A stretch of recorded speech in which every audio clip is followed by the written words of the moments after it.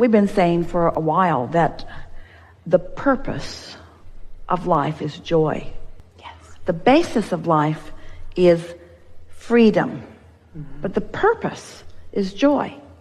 The result is never-ending expansion. But people get that all mixed up. They think the purpose is expansion. So they think the purpose of life is expansion, therefore I should try and offer effort at all costs. When their goal or their purpose is expansion, then they disconnect from their awareness of their guidance system. Where if your purpose is joy, then you never disconnect from your awareness of where you stand, and then you experience the inevitable expansion. You see, you're so free you can choose bondage. So freedom is really an interesting thing. You're so free that you can think whatever thought you want. You can establish any vibrational point of attraction that you give your attention to. Freedom, it just is. You are free. No one is vibrating for you. No one is emitting signals for you. Oh, there is influence, but that's all about your giving your attention to something. It's about you tuning into it. In other words, it's like just because the radio station is broadcasting doesn't mean you have to hear it in your car.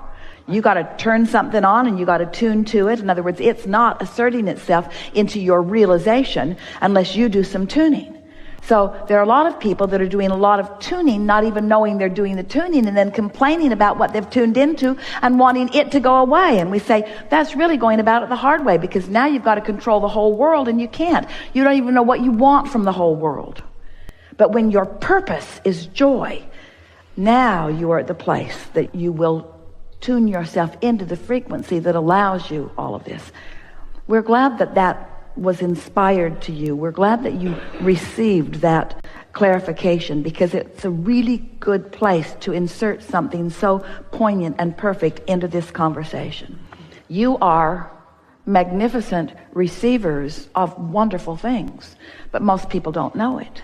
And so we want to find a way of soothing you into you letting the good stuff that you deserve and that you've been asking for and that you've identified come to you. But you're hard to soothe because you've got so many preconceived notions of who you are and so many preconceived notions of what you should be doing, that when we say to you that your singular work is to find a way to soothe yourself right now into letting all of the goodness in, it doesn't seem enough for you, because a lot of times you feel like you've been sitting there and it hasn't been coming, but you've been sitting there in a resistant vibration and you don't need to do that anymore. Have you received any clarity at all today? Yes. Do you feel more ready to just be nicer to yourself and just allow more good things to flow to you? Yes. Do you feel less necessary to justify or defend or earn the well-being? Does it feel to you like the flood is flowing to you? Yes. And are you ready to bring the umbrella or the shield down and just let it flow? Yes. So what are the techniques that would allow that? Well, they are as simple as anything that feels good to you. It really is that. But let's talk about, if your purpose is joy, and the reason that it's a good thing for you to focus upon that being your purpose is because that means you've found a way to allow yourself to be the full and complete receiver of all of the wonderful things that you deserve and all of the wonderful things that you've become. Did you hear how big that statement was? The things that you have been asking for, that you've put into your vortex, begin flowing in a steady stream into your experience. And so you call that manifestation. We call that the natural rhythm. So is that clear? Yes. You create the atmosphere of joy one way or another. You just figure it out. Just figure it out. Don't ask us how to do it. Look at stuff and it feels joyful. Keep looking at it. And if it doesn't, look somewhere else. And just keep looking around until you find things that feel good. Think thoughts until you find some that feel good. And when you find some that feel good, remember them. Remember them. Esther found a new app. She was so excited to find it because she's spread out all over the place. And the app is, where is it? Where is it? So, well, there it is. So now where's my phone that has the app in it that says, where is it? Where is it? Where is it? Well, she wants to remember where she's put things, and we want you to remember the things that you found here. So what's the purpose of life? Joy. And where do you find that? Well, you got to kind of look for it at first, but you find it in not complicated places. Don't look for it in those hard relationships. And don't look for it in the government. Don't look for it there.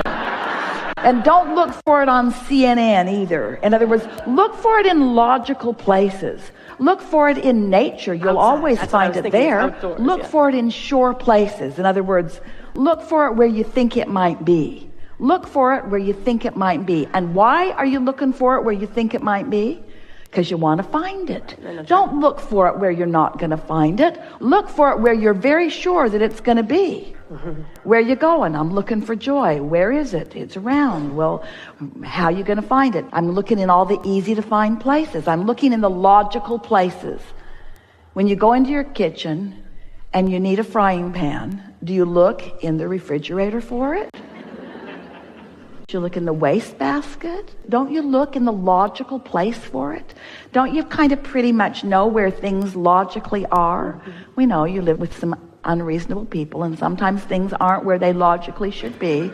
We know that every analogy is a little off in some ways. So what's the purpose of life?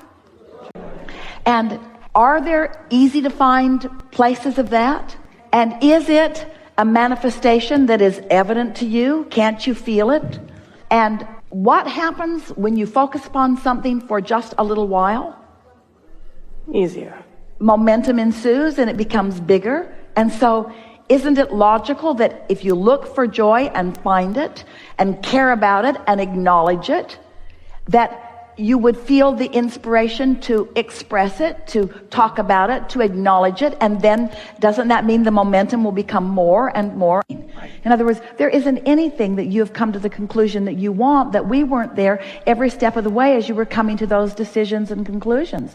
The only difference between you and your human form and us as we stand in our non-physicalness is that with each thing that you ask for, we receive it fully and don't contradict it with a belief that does not allow it to sustain. In other words, we're cleaning up the vibration as we receive it. And you all let momentum get going pretty good before you try.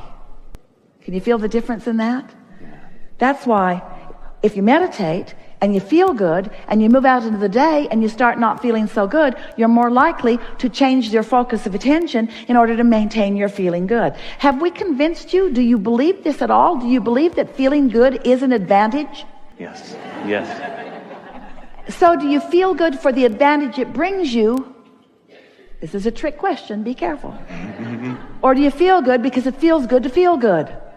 That's the right answer. In other words, it feels good to feel good. And the reason it feels good to feel good is because when you feel good, all of you is there feeling good. You're not keeping any of you out. You're not blocking yourself from the clarity and the well-being and the stamina and all of the stuff that source energy is. The energy that creates worlds is flowing to you and through you. And when you feel emotionally good, you're allowing it, you see. We think that's a big deal. We think feeling good should be such a dominant intention that if somebody comes to you complaining, you just say to them, hey, hey, hey, hey, I love you. Goodbye. I want to feel good, and I can't feel good. And isn't it interesting how they seem to demand your attention? Hey, you listening to me? Not really. Not really. I got my headphones on, a neck pillow around my neck. I want you to hear what I'm saying. I know, I just don't want to hear it. I don't want to hear it. And we know you feel that you will be socially unacceptable. It's sort of what we were talking about a little bit ago, because people have things that they need. The world around you needs you to perform certain conditions in order for them to feel good. How's that working out for you? That's really the thing that you have to ask yourself. If you are not selfish enough and you are self-oriented, if you're not selfish enough to align with the total self that is you, you've got nothing to give. You came for joyous expansion, you see. So you're going to have to train those around you a little bit to understand who you know yourself to be. That you are pure positive energy and you like it that way. And you are a lover of unconditional love and you like it that way. And it won't be long before you will have trained yourself into this frequency that then you can move among any conditions and not lose your balance. We're not trying to get you to make everybody go away and go live in a hole and hide yourself in a corner away for 11 days from everything else. We're not trying to get you to do that. What we really want you to do is to find your balance and then get out there with a vibration that is so well practiced that it doesn't matter what comes your way, your alignment with source energy is dominant. You know, that's what's going on your planet. You freak each other out unnecessarily. But your planet is spinning in its orbit in perfect proximity to other planets and will continue to be so longer than you can do the math. The becoming of this time-space reality is improvement. You are not devolving, you are evolving. Source energy is with you, you see. Now you can find nitpicking things and use them as your reason to deprive yourself of your share of this alignment that's right there flowing to you and through you. But enough of you cannot get pinched off from it to have any effect on the well-being that is dominant.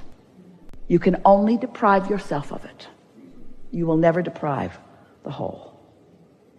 Isn't that good to know? Only thing that slows momentum is contradictory thought. Resistance is the only thing that slows momentum. Mm-hmm. So if you are aware of the way you're feeling, and the way to speed momentum is by reducing resistance.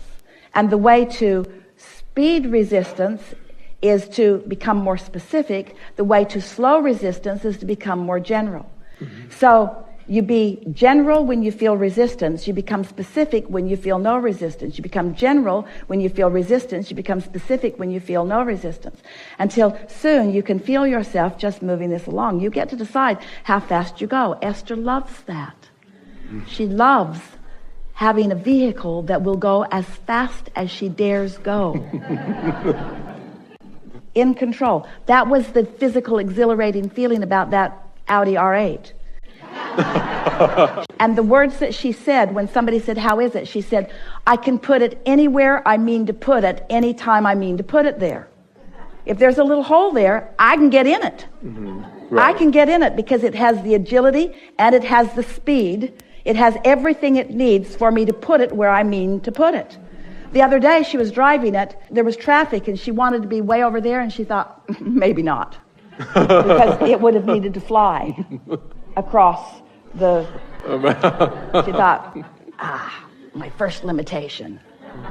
But you get what we're talking about. Yes. It's the awareness of where you are and the realization of where your power is. Let's say it to you this way.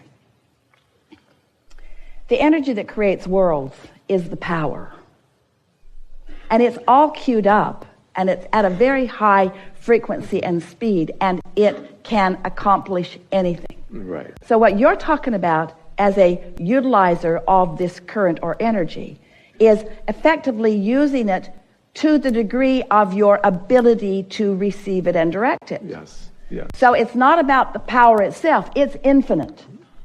It's about your ability to focus it within the confines of your understood limitations. Ooh. And your limitations can become more understood by you if you are emotionally savvy, if you are emotionally aware. Right. So it really boils down to something as simple as, if it feels good, give it more attention. If it feels not good, give it less attention. Absolutely. And the less good it feels, the less attention you want to give it. So actually what we're talking about in this unconditional love, we're wanting you to guide yourself into attention to conditions that are wobble-free. In other words, it's about offering attention to something that allows the fullness of you to flow. Right. We've offered an analogy for a long time. If you're going 100 miles an hour and you hit a tree, it's a big problem. If you're going 5 miles an hour and you hit a tree, it's not such a big problem. So if there are trees that you haven't dealt with, slow down. Slow down. But once the trees are out of the way, then go have fun. It really is about that. Yes.